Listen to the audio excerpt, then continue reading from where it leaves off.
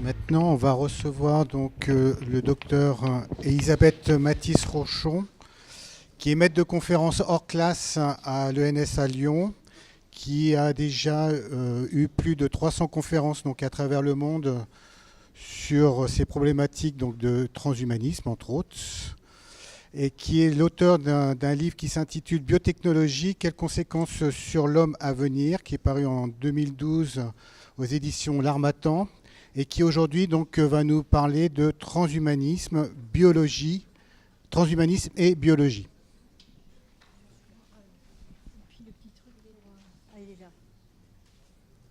Je teste. Oui, c'est ça. Donc, bonjour à tout le monde.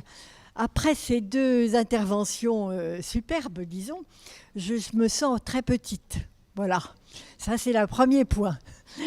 Donc, je vais vous parler du transhumanisme et ça va être un petit peu plus léger, je pense. Voilà. Mais évidemment, j'apprécie beaucoup tout ce qui a été évoqué depuis le début de cet après-midi.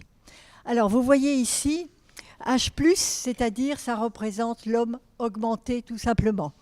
Et en dessous, la main de l'homme transformé, et puis celle qui était évidemment, qui peut-être sera transformée un jour, ça on ne peut pas le savoir. Alors, il faut appuyer sur la droite pour... Voilà. Alors, cet homme augmenté qui est promis par les transhumanistes, eh bien, ça, vous voyez, ça est intégré ici par ce schéma que vous devez connaître de l'évolution de l'homme, et vous avez l'homme en métallisé à l'extrémité.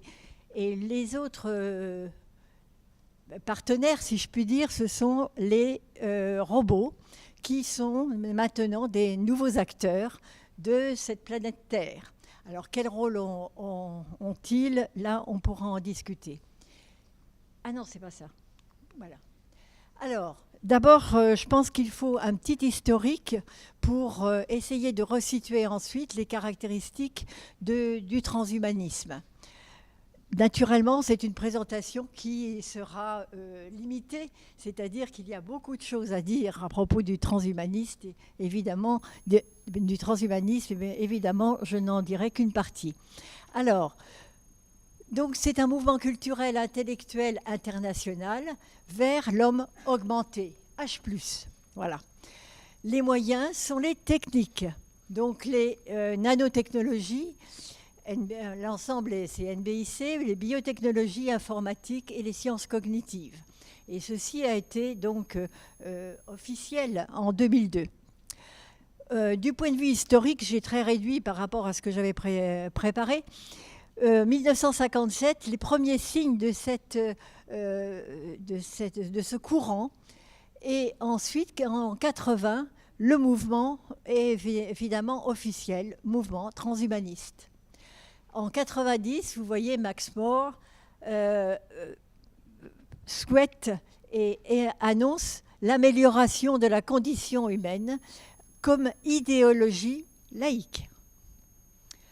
Les personnalités, alors je le cite au passage parce que comme nous sommes français, c'était quand même normal, l'association française transhumaniste, l'AFT, dirigée par Marc Roux et qui existe donc, officiellement depuis 2010. Les personnalités qui ont des caractéristiques, le Fyodorov, l'immortalité, traite de l'immortalité, Bernal, la colonisation de l'espace, on l'évoquera rapidement, et Huxley et Julian Aldous, vous connaissez au moins le meilleur des mondes d'Aldous, eh bien, donc ce sont des personnes qui prônent le transhumain, c'est-à-dire l'homme qui se transcende lui-même. Minsky Marvin, c'est la spécialiste de l'intelligence artificielle, nous allons en reparler. Ray Kurzweil est donc à San Francisco et s'occupe évidemment de génétique, nanotechnologie et robotique. Moore and Marrow fonde l'Extropy Institute qui est donc responsable de créer le futur. Alors évidemment, ça veut dire beaucoup de choses. Je n'ai pas encore pris l'habitude. Voilà. Alors, juste développement technique qui est relatif à ce transhumanisme, eh bien, ce sont surtout les nanotechnologies, pas uniquement, mais les nanotechnologies. Donc, se posent des questions, évidemment, de ce qui est possible, des risques éventuels et des conséquences aussi sur la santé. Développer notre mémoire, notre intelligence, notre endurance physique, et par cette voie, une puce dans le cerveau peut-être apporter tout cela. Donc ici, simplement, il faut réaliser que par rapport à ces nanotechnologies, sont utilisées des nanoparticules et que ces nanoparticules, vous le voyez, excusez-moi, voilà, je suis perdue dans les boutons. C'est pour mettre la lumière. Ah ben non. Ah ben c'est le bouton vert, oui c'est ça, excuse-moi. Oui, 1 nanomètre, il faut réaliser que c'est vous voyez, 1 milliardième de mètre. Donc ces particules, évidemment, pénètrent dans les tissus, pénètrent dans les structures et par conséquent peuvent avoir des conséquences importantes. Alors, je vous signale donc le groupe européen d'éthique, le GE, donc des sciences et nouvelles technologies, et ce qui finalement se soucie de la sûreté des nanomatériaux et par conséquent de la protection des citoyens.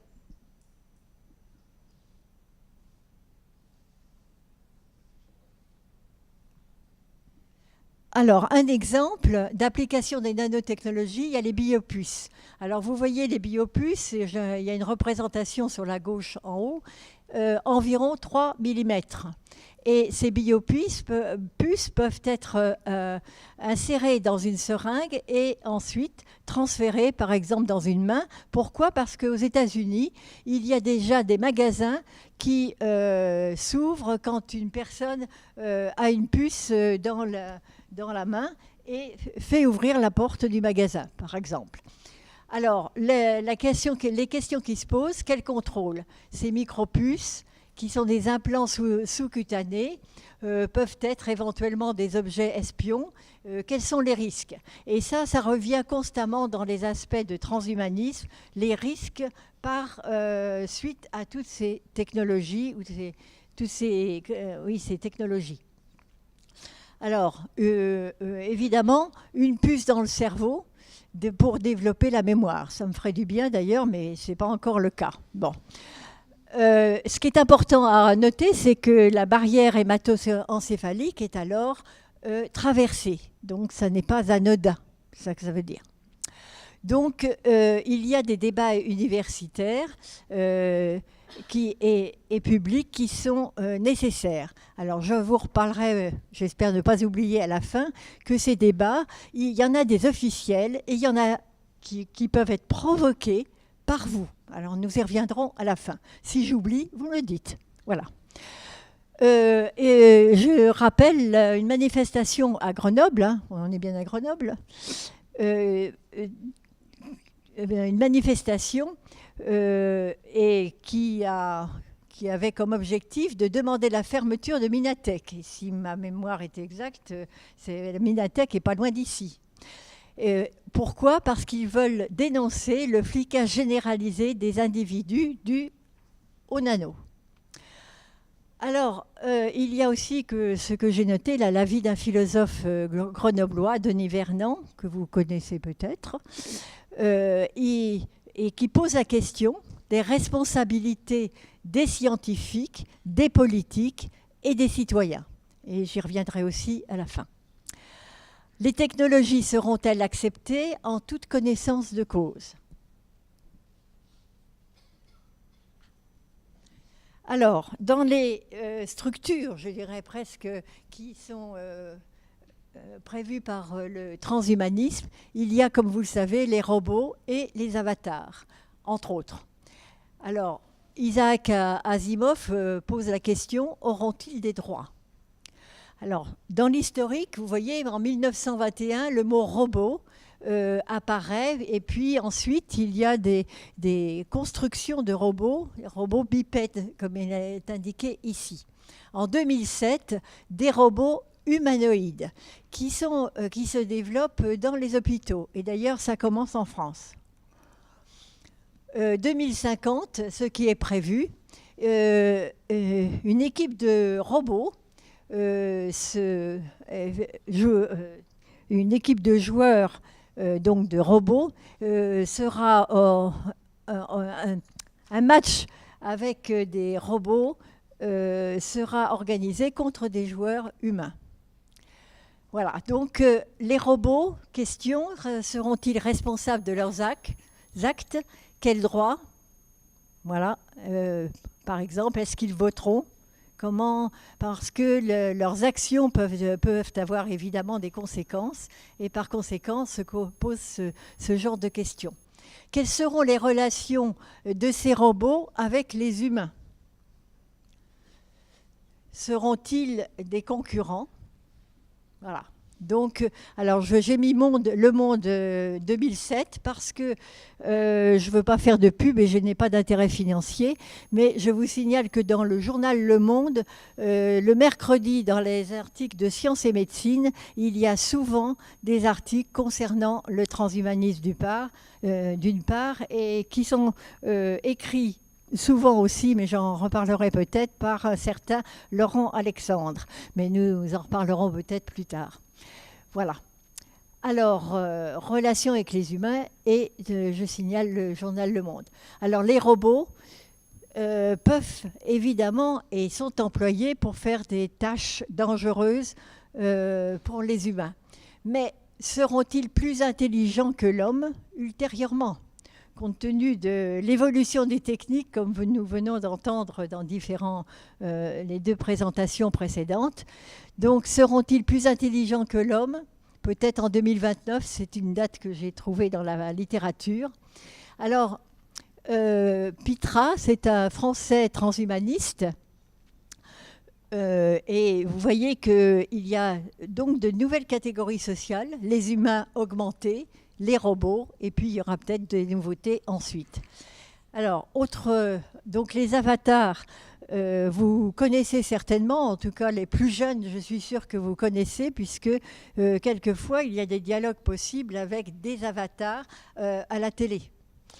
Et les cyborgs, ce sont des monstres cybernétiques qui ont à la fois un corps ou en grande partie une stature, du corps d'humain, et qui sont dotés d'appareils bizarres, et ceci est prévu pour aller dans les planètes, voilà, dans l'espace.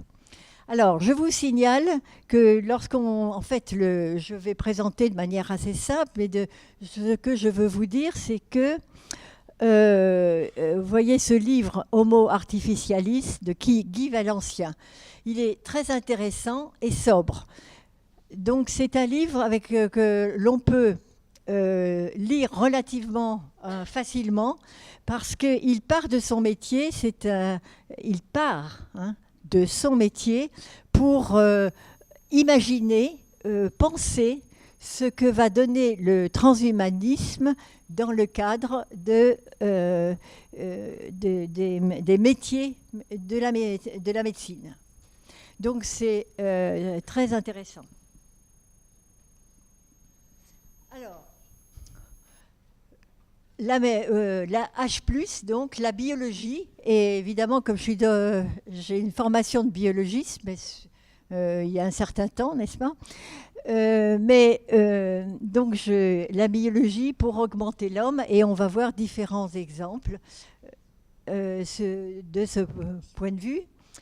Donc, les projets majeurs des transhumanistes, vous voyez, développer les aspects physiques, physiologiques de l'homme, et décrypter les mécanismes de vieillissement, parce que justement, ils veulent absolument garder la jeunesse, agir sur l'organisme pour conserver, c'est ce que je viens de dire, une jeunesse. Alors, vous voyez un schéma un petit peu provocateur. On va faire dans le synthétique un génome synthétique. Synthétique, priez pour nous. Alors, qu'est-ce que ça veut dire ? En effet, il y a différentes techniques qui ont été développées et Craig Venter, en 2007, a justement mis au point avec son équipe la biologie de synthèse, comme c'est appelé, c'est-à-dire qu'il y a eu une sorte de création de génome artificiel. Ce génome artificiel a été placé à l'intérieur d'un mycoplasme, c'est-à-dire, pensez une enveloppe cellulaire, pour être simple, et en fait, ça a donné une structure cellulaire qui s'est multipliée. Voilà, donc des générations de mycoplasma au génome tout synthétique ont été formées. Alors, risque, évidemment, échapper au contrôle de l'homme, se répandre dans le monde des vivants. Ça a été reçu dans la société des intellectuels scientifiques comme un pas philosophique important dans l'histoire de notre espèce, parce que la voie est ouverte pour fabriquer des organismes artificiels.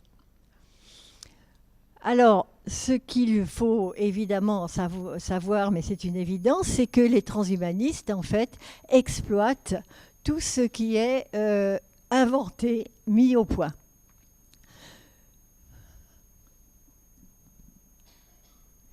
Alors, autre manipulation, je vais donner plusieurs exemples des manipulations, justement, où il y a eu quelque chose qui est important pour les transhumanistes. Donc, les cellules souches, on en a parlé, mais ici, ça va être tout à fait réduit. Les cellules souches indifférenciées, donc vous savez, se divisent, c'est la partie gauche de l'auto-renouvellement, et se différencient. Donc, ces cellules souches, finalement, les transhumanistes sont très intéressés par ce développement des cellules souches pour les transformations qu'ils souhaitent. Et vous avez à côté, justement, dans les cellules souches, ces cellules souches dites pluripotentes, mais je n'irai pas dans le détail parce qu'ici, j'ai mes amis qui sont des spécialistes. Ces cellules souches peuvent donner, sous l'action, bien sûr, de facteurs particuliers, le muscle, des cellules musculaires, du sang, des nerfs, mais pas seulement. Il y en a de nombreuses catégories. Alors, nous revenons à CRISPR-Cas9, moi aussi. Donc, vous voyez, dans les 3 interventions, nous avons parlé de cette technique. Alors, je reviens même sur la diapo précédente, c'est-à-dire que ici, ce sont les cellules souches qui, évidemment, ont des potentialités et peuvent être utilisées pour rajeunir, pour différencier tel ou tel type cellulaire. Et les transhumanistes sont très attentifs à toutes les mises au point scientifiques, de telle manière ensuite à utiliser ces techniques ou les rendre plus performantes, etc. Donc il y a des équipes, des centres de biologie en particulier, mais ça vous connaissez, à la Silicon Valley, où il y a des laboratoires qui effectivement développent des techniques et donc pour utiliser et transformer des systèmes cellulaires, mais aussi l'homme. Alors, CRISPR-Cas9, vous connaissez, ça fait déjà, c'est la 3e fois qu'on vous en parle.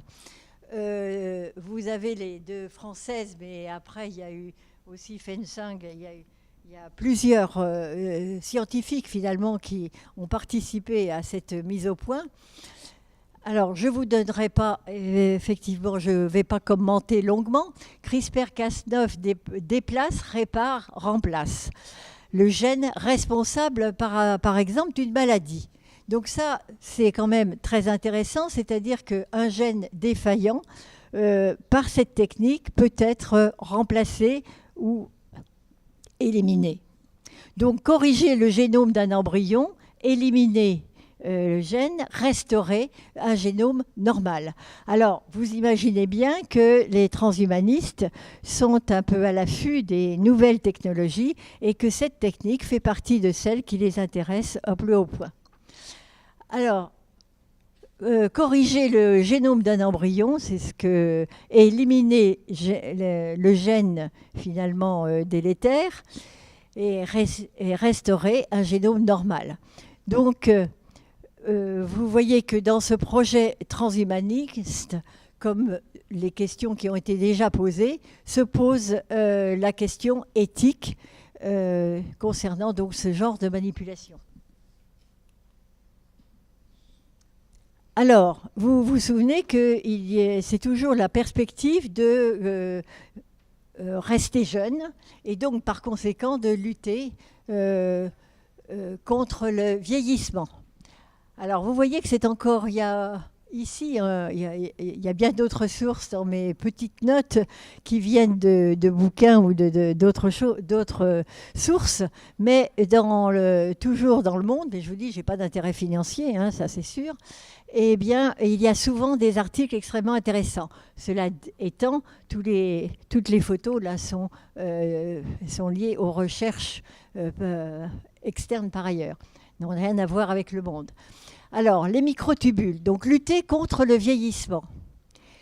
C'est le projet des transhumanistes. Alors, en ce qui concerne ce premier point, les microtubules, ces microtubules, ce sont des voies de transport moléculaires et il a été montré que justement, ils ont un rôle d'anti-vieillissement des cellules. Alors, si évidemment le réseau est modifié ou détruit, eh bien, ça entraîne des maladies. D'où une recherche qui est nécessaire sur ce fonctionnement précis des microtubules.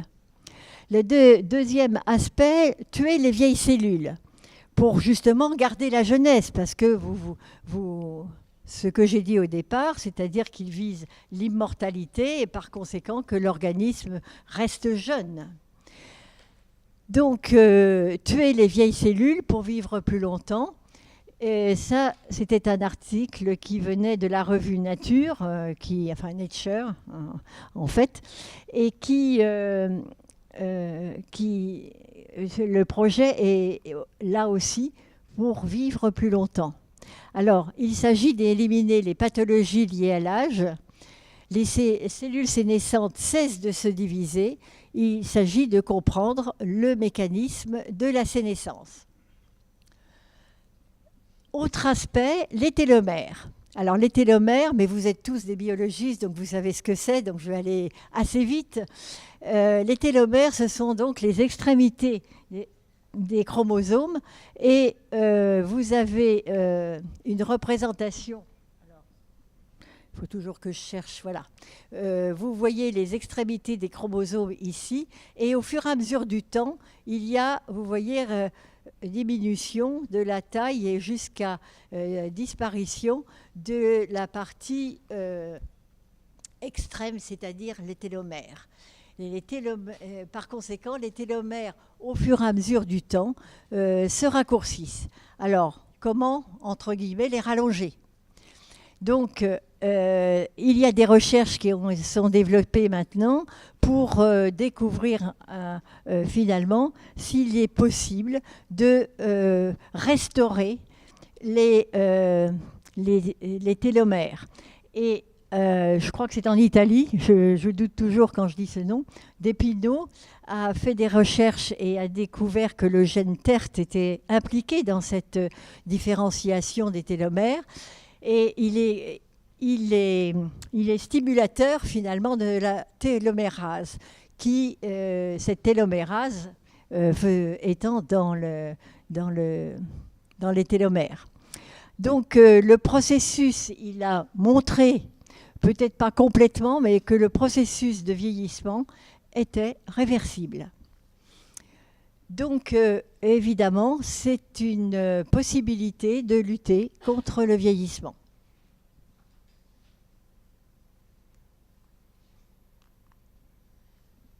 Alors, autre exemple, et c'est un livre qui a été écrit par Axel Kahn et Fabrice Papillon, comme je l'indique ici, eh bien, la médecine en quête d'immortalité. Vous voyez, on est quand même dans le sujet, hein. Médecine régénératrice, donc la salamandre est capable de régénérer des membres. symbole de ses membres même, symbole de l'immortalité, elle peut recréer pattes, queue, parties d'organes, œil et cœur. Peut-être autre chose, j'en sais rien. Saurons-nous un jour percer le secret de la salamandre? L'homme pourra-t-il régénérer tout ou partie de son corps? Donc, faire repousser les tissus humains ou des organes entiers? Les paralytiques pourront-ils remarcher, les manchots recouvrer leurs bras? Donc vous voyez que cette recherche de jeunesse et de restauration pour que la personne finalement reste jeune, eh bien, est un projet qui intéresse spécialement les transhumanistes. Donc il s'agit pour ce projet justement d'H+, de vivre éternellement, comme vous le savez, mais nous reparlerons de cet aspect-là. Donc les techniques scientifiques permettront-elles la régénération, parce que des deux parties du corps humain, c'est-à-dire ce qui nous concerne? Alors, cette question est posée à partir évidemment d'exemples d'animaux, comme c'est le cas très souvent. Alors ici, j'ai listé un certain nombre de manipulations que vous connaissez vraisemblablement. Alors d'abord, j'ai rappelé le travail d'Henri Atlan qui date de 2005 et qui a mis au point l'utérus artificiel, c'est-à-dire ce qu'on a appelé l'ectogenèse. Alors l'ectogenèse, donc c'est hors évidemment du couple, je dirais, et par conséquent, si dans je dirais, l'aquarium qui permet de développer l'embryon, finalement, la femme n'aura plus aucun rôle, et donc ça change réellement son rôle dans la procréation et le développement d'un fœtus. Alors, ça, c'est un des exemples. Donc, l'ectogenèse, le premier, avec l'utérus artificiel. Le deuxième, pour sélectionner et avoir une reproduction efficace, si je puis dire, on peut sélectionner les embryons et utiliser des gamètes qui viennent de personnes qui sont des génies. D'ailleurs, nos deux intervenants sont peut-être des génies, hein, on ne sait jamais. Alors, 3, reproduction sexuée par clonage. Vous avez dû apprendre ça en biologie. La biologie de synthèse, nous l'avons cité. Il y a aussi la surproduction d'ovocytes parce qu'ils envisagent de trier les gamètes. Et les ovocytes, évidemment, ils souhaitent développer des embryons dits médicaments. Vous avez peut-être déjà entendu parler de cette expression, qui sont utilisés pour obtenir des tissus neufs. Et ensuite, les utiliser pour réparer ou des embryons, différentes choses. Faire des bébés sans ovules, alors ça a été tenté évidemment sur des animaux, au Japon, en Grande-Bretagne et en Allemagne. Et récemment, il y a eu des bébés issus de 2 ovules, ce qui arrange les lesbiennes. Voilà. Alors, conséquence, donc, dans l'esprit des transhumanismes, il faut qui veulent augmenter les possibilités de la reproduction de l'homme et des structures qui interviennent dans ce processus de reproduction, eh bien, vous voyez que les conséquences, c'est il y a des modifications des conditions de fécondation qui doivent se faire chez Homo sapiens et qu'ils envisagent évidemment d'utiliser pour améliorer effectivement les conditions de reproduction. Alors, je rappelle l'intérêt des H+, amélioration, augmentation de l'espèce humaine, ce sont les termes classiques, et en particulier le génome.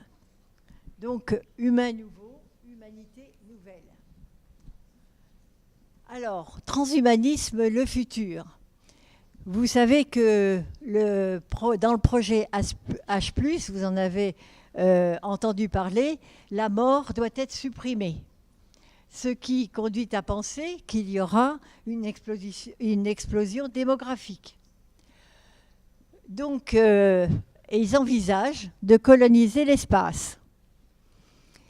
Et naturellement, il va y avoir une exploitation des matières premières de l'espace et des aspects de pollution. Alors, qu'est-ce que tout cela deviendra? Point d'interrogation.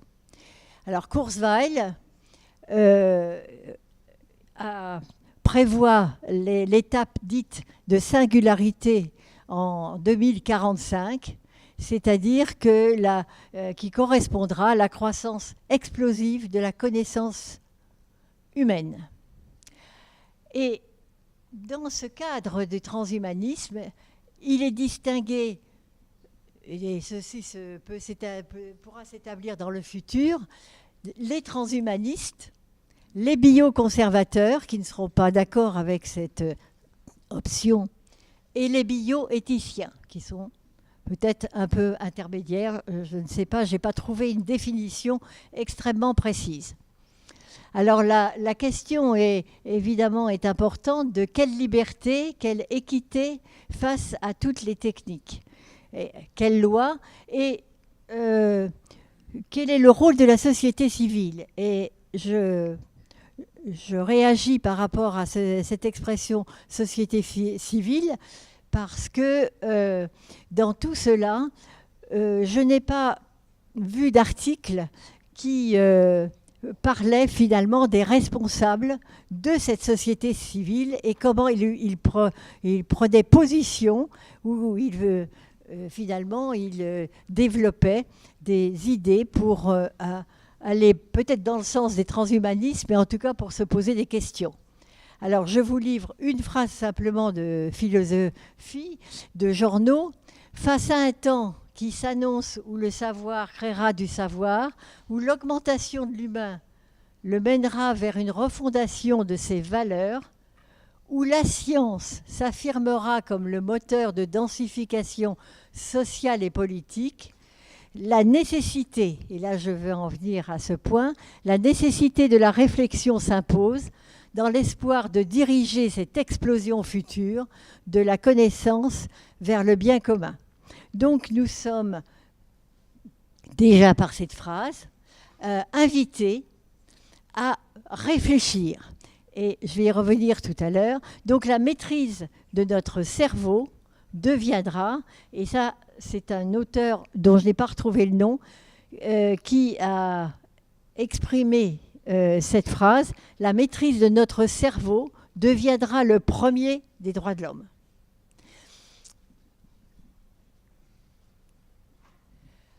Alors, dernier point d'une certaine manière, l'intelligence de l'homme dépassé, c'est-à-dire l'aspect augmentation qui est vraiment prégnant dans l'histoire du transhumanisme, c'est-à-dire la question de l'intelligence artificielle. Alors vous avez sans doute entendu parler de Deep Blue avec Kasparov, qui finalement a dépassé Kasparov, qui était habitué à gagner toujours les matchs d'échecs. Donc, vous voyez la conclusion, les logiciels entraînent les joueurs, mais maintenant les dépassent. Donc, match homme-machine, les robots et l'IA. Et c'est ce qu'on va aborder maintenant. Alors, je vous lis simplement ces phrases parce que elles expriment finalement ce que pensait Minsky. Et c'est Minsky, on a parlé ce midi de quelqu'un qui était décédé, c'était Minsky et non pas l'autre personne. Bon, bref, Minsky est mort donc en 2016. Mais Minsky, c'est celui qui a géré toute le développement de l'idée et le développement de l'intelligence artificielle. Alors, ces phrases sont quand même suggestives. Il dit « La pensée, c'est la façon dont les neurones apprennent. C'est une modélisation des fonctions biologiques. » Et Minsky a été collègue et disons co-auteur d'un certain nombre de travaux sur cette intelligence artificielle avec Marc Carty, Pitra, qui est français, et Kurzweil. Kurzweil qui, au passage, dans le cadre du transhumanisme, avale 150 pilules par jour pour devenir immortel. Alors, Minsky, le cerveau, il dit « Le cerveau est une somme de composants imparfaits qui exécutent une fonction simple. Il n'y a pas d'esprit, pas de pensée. Reliés, ils forment une société aux relations complexes, l'esprit. » Voilà sa définition. Alors, l'esprit, le cerveau, donc, produit le langage et les idées. L'homme, machine pensante, est une anticipation de ce que seront les machines futures, les machines conscientes. La conscience, alors c'est là où ça devient très précis, la conscience a un support biologique, vous entendez bien ça. Le projet, c'est de créer une intelligence consciente sur un support matériel. Et ce qui est prévu, c'est que finalement, l'intelligence, le cerveau, l'intelligence donc portée par le cerveau, serait transférée sur un support matériel. Donc, et le projet, c'est d'aider les ordinateurs à comprendre le langage humain, mais vers quelle conception de l'humain, évidemment. Alors, vous avez sûrement entendu parler de l'intelligence artificielle faible. Nous en sommes là actuellement, c'est-à-dire à base d'algorithmes et qui donne une simulation d'intelligence. L'IA forte, c'est un projet, ça n'est pas encore vraiment prégnant, comportement intelligent avec la conscience de soi. Et d'ailleurs, dans des discussions que j'ai eues avec d'autres, des personnes me disaient « mais est-ce qu'il y a des sentiments ?» Et justement, il y a cette phase-là sera peut-être, disons, établie quand il y aura une intelligence vraiment consciente, peut-être sur un support matériel, ça, nous verrons. Donc, vous voyez que tout cela pose la question de vers quelle conception de l'humain. Alors, dans ce cadre-là, la plupart des transhumanistes étaient tout à fait d'accord, mais vous connaissez Bill Gates, évidemment. Eh bien, lui, il garde une prudence, et j'ai vu ça aussi dans d'autres exemples. Les technologies, dit-il, sont liberticides, c'est un danger pour les humains. Donc, voilà. Alors, et l'éthique ? Les technologies dangereuses, point d'interrogation. Le génome corrigé, là, vous avez eu des éléments de réflexion depuis 14 heures ou quelque chose comme ça.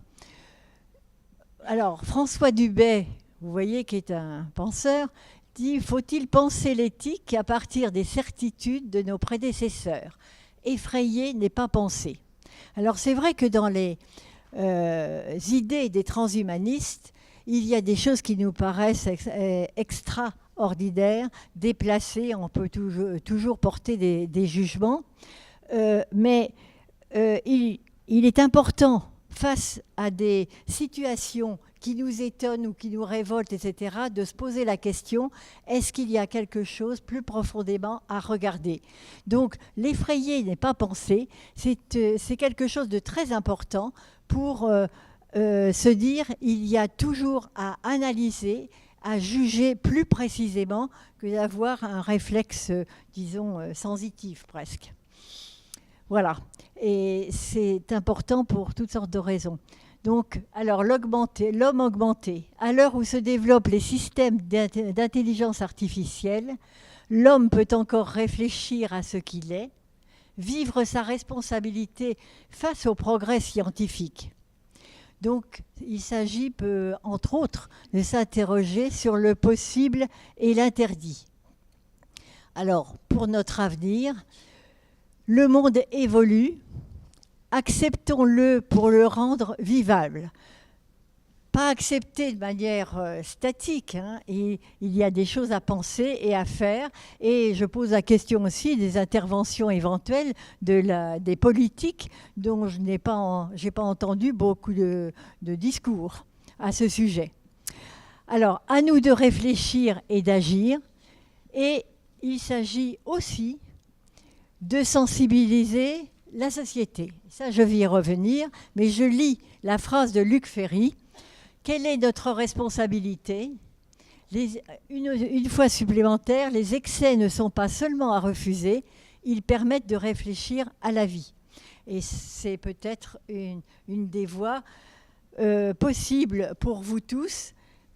Et dans une conférence que j'ai faite il n'y a pas si longtemps, eh bien, j'ai stimulé, je dirais, l'assistance au fait qu'il faut prendre contact ou avoir des contacts avec d'autres, essayer de créer des groupes qui réfléchissent aux nouveautés pour que finalement on ne refuse pas sans avoir finalement réfléchi aux conséquences. Je ne sais pas ce qu'il y a par derrière. Où est mon truc ? Qu'est-ce que j'en ai fait ? Ah oui, excusez-moi.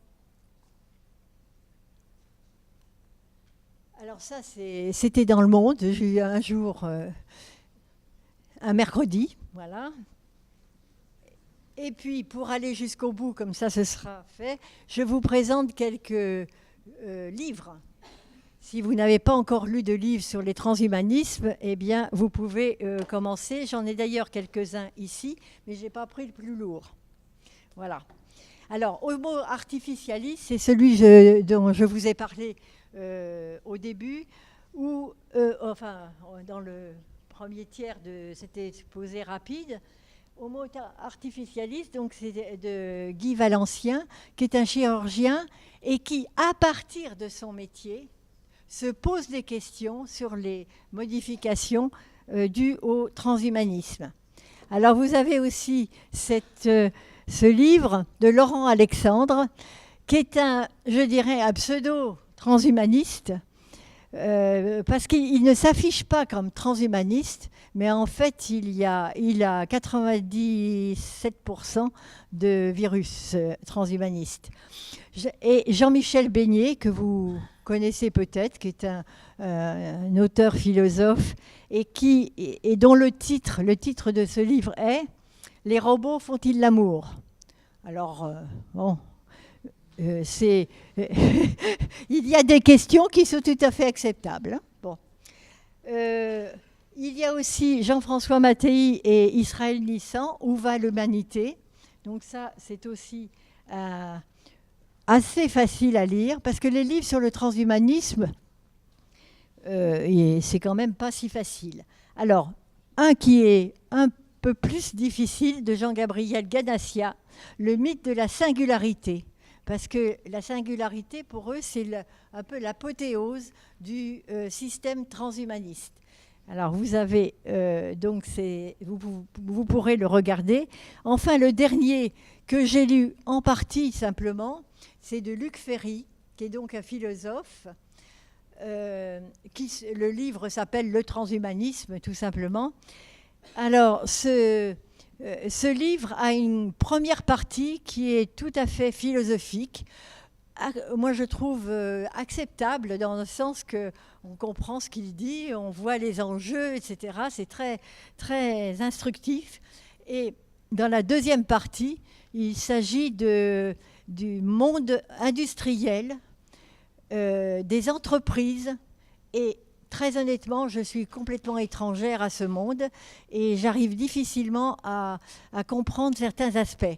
Mais pour ceux qui sont sensibles à la vie des entreprises et des enjeux, ils développent des idées. Alors j'ai regardé un petit peu récemment et je me suis dit il va falloir que je m'y mette parce que c'est très analytique et c'est très intéressant. Voilà. Donc je pense, Éric Sadin, ah oui, l'humanité augmentée. Eh bien écoutez, finalement les connexions électriques là ou autres qui sont représentées sur le livre correspondent très bien au style d'Éric Sadin. C'est très intéressant, c'est très scientifique, c'est un peu compliqué. Voilà. Donc, si vous n'avez jamais lu de livre, je vous conseille celui que j'ai cité tout à l'heure, qui est ici. Oui, je croyais qu'il y était là. Ah oui, c'est ça. Les robots font-ils l'amour? Voilà, c'est pas à cause du titre, c'est simplement parce que c'est absorbable. Parce qu'il y a des textes quand même qui sont extrêmement compliqués. Voilà. Je pense que j'ai terminé ma rapide intervention. Voilà. La fatigue est là. Merci beaucoup pour cette description du transhumanisme. Est-ce qu'il y a des questions dans la salle? Là-bas, il y en a.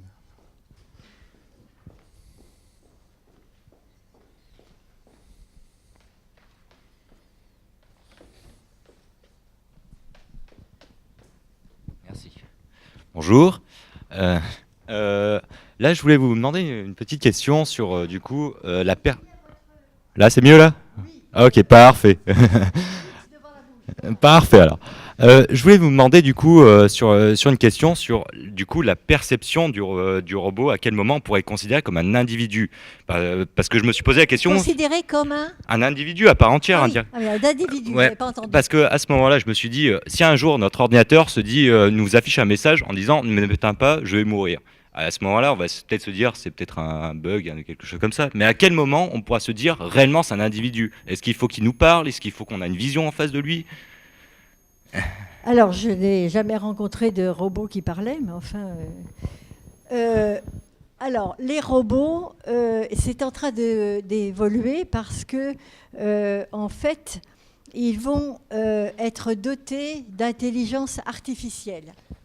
Et donc, ils vont avoir une sorte de capacité de raisonner, de réfléchir, donc, etc. Le problème, c'est que par rapport aux robots, se posent les questions de responsabilité, et justement par rapport aux êtres humains. Donc, ceci, si vous voulez, est évoqué dans toutes les parutions, finalement, concernant le transhumanisme et les robots en particulier. Donc, voilà ce que je peux... Parce que, est-ce qu'ils voteront, par exemple, aussi dans le domaine de la démocratie? Il y a des tas de fonctions que l'on ignore. Et pour citer aussi un exemple sur lequel on peut réfléchir, c'est il existe aussi des voitures, vous savez, autonomes. Et s'il y a finalement une direction autonome, qui sera responsable s'il y a par exemple un enfant qui traverse la rue? Est-ce que c'est la voiture qui va s'arrêter ou c'est l'enfant traversera ou finalement la voiture finalement avec pas son conducteur puisqu'il n'y en a pas, la voiture autonome continuera son chemin. Et donc il y a des connexions à faire entre les structures qui sont gérées par cette intelligence artificielle qui prend évidemment une extension extraordinaire. Est-ce que ça va? Oui.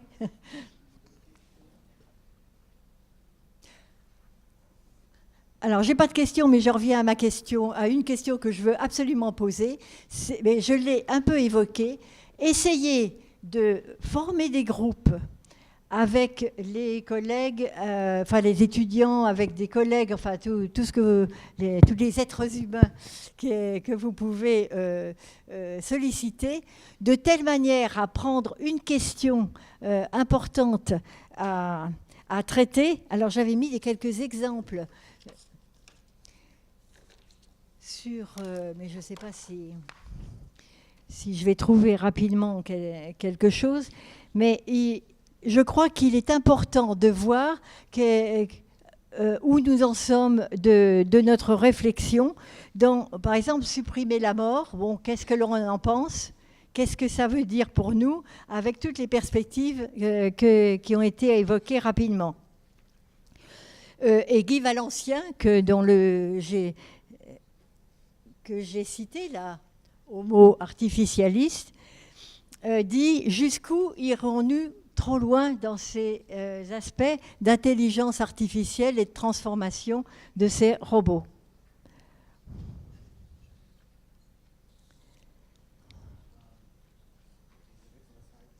Bon. Cela dit, je cite Friedman rapidement. J'avais quand même des petites choses, mais enfin, le devenir H+, Friedman, que vous connaissez, hein, c'est un biologiste, moi je connais bien là, à Paris. Devenir H+, c'est la chute de l'empire humain. Donc c'est une manière, entre guillemets, négative de voir les choses. Alors, je rappelle que dans une situation donnée, il y a eu toujours un aspect positif, en tout cas constructif, qu'il faut chercher à partir de situations qui sont évidemment interrogatives. Voilà. Excusez-moi, j'ai un petit peu... Et bonne continuation. Donc on va finir cette conférence par un mot de Philippe peut-être sur l'ensemble donc de ces interventions. Non, je serai très bref parce que je pense qu'après les 3 exposés qu'on a eus, on a eu un panorama qui me paraît très complet. En tout cas, personnellement, je sors de cet après-midi avec beaucoup de connaissances en plus, beaucoup de questions aussi. Et j'espère que c'est la même chose pour vous. Je pense que tout ce que nous avons reçu aujourd'hui va faire son chemin dans nos esprits. Et j'espère que ça nous donnera l'occasion de penser à de nouveaux projets de recherche et évidemment dans un cadre interdisciplinaire qui est celui de la médecine translationnelle. Et je m'arrêterai là et je vous souhaite une très bonne soirée. Et merci encore très chaleureusement et très profondément à nos 3 intervenants.